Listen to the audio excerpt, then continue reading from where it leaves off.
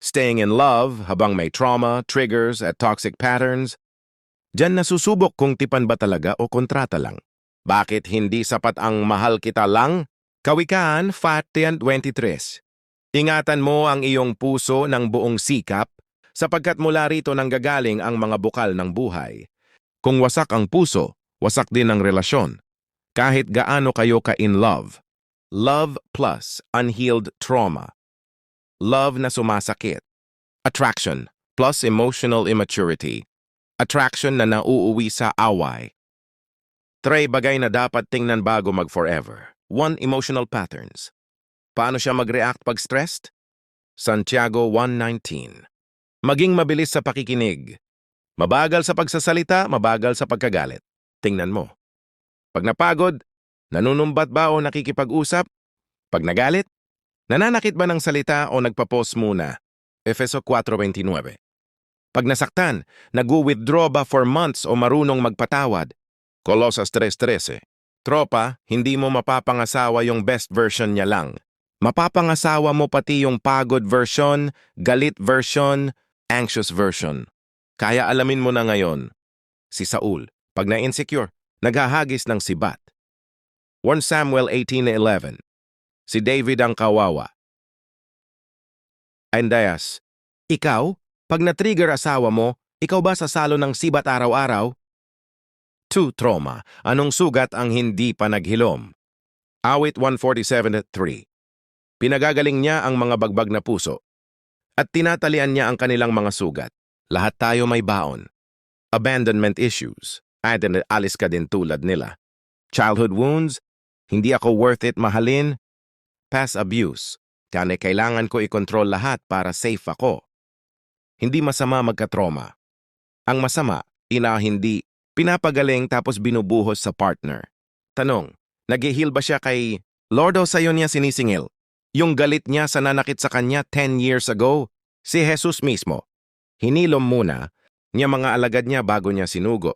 Juan 21:15-17. Kasi yung may sugat na hindi ginagamot, makakasugat din ng iba.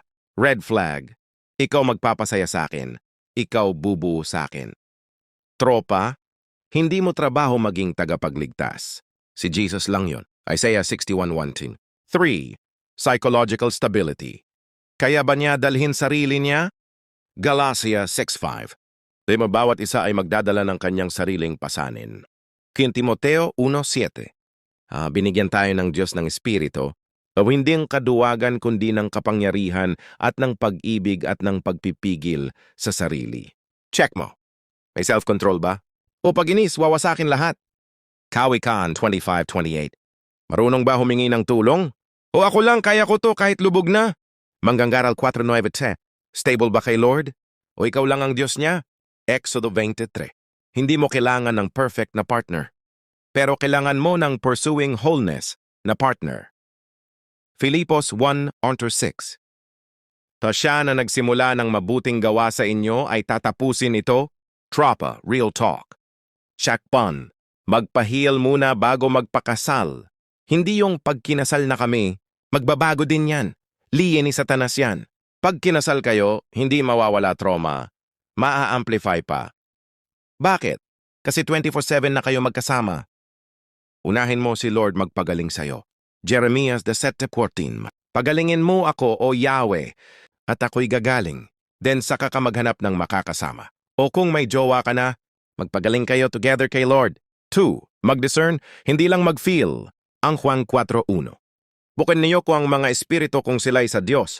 Kilig, i-feeling, wisdom, i-discernment.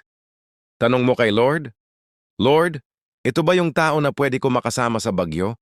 O bagyo mismo siya? Mateo 7:24-27. 3. Therapy plus theology and powerful law. Kaya hindi ang spiritual magpa-counseling. Kawikaan 11:14.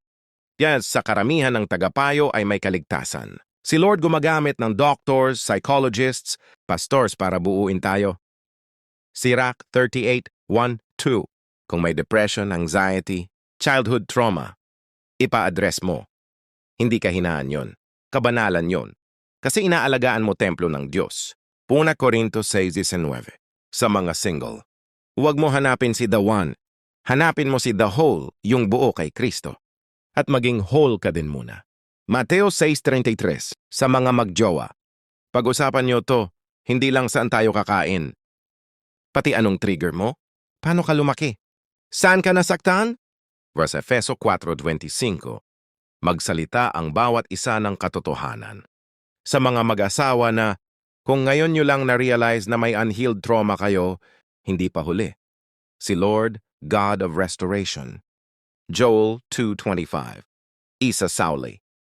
Kung sa inyo ang mga tao na kinain ng balang, magpagaling kayo together, magpatawad, mag-therapy, mag-devotion. Kasal nyo kayang buuin ulit ni Lord. Tandaan mo, tropa, ang kasal hindi rehab center. Hindi mo aasawahin para ayusin siya.